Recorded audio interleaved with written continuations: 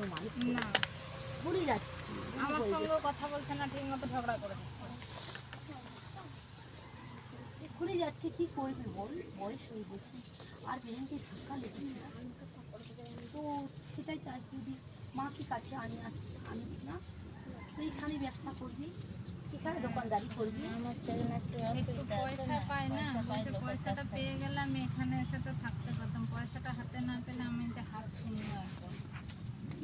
আর সেখানে থাকলে কিছু না কিছু সেটাই তো ইনকাম তাই আসে। দেখতেও পাচ্ছি, সেটাই তো।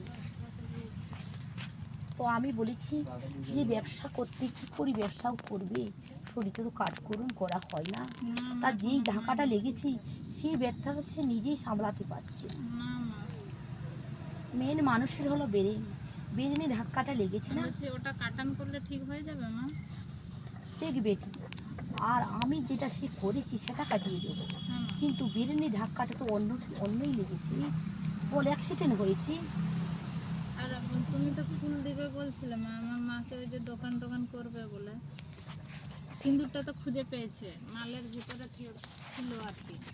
তো ওইটা লাগিয়ে দিতে বলবি জানিস। হ্যাঁ আমি বলেছি কোথাও বেরোলে তুমি মাথায় কপালে লাগিয়ে বেরোবে, বলছে ঘর থেকে বেরোতে ইচ্ছা হচ্ছে না, ঘুম ভাঙছে না, যে মানুষ 5টায় উঠে সেই 9টা বেজে যাচ্ছে, বলছে আমার ঘুম ভাঙছে আরে না। ও বেটি ওর বেরেনটি যে লেগেছে তাই কারণেই এমনই হচ্ছে জানিস, তাই কারণেই এমনই হচ্ছে, আর শরীরে অনেক কষ্ট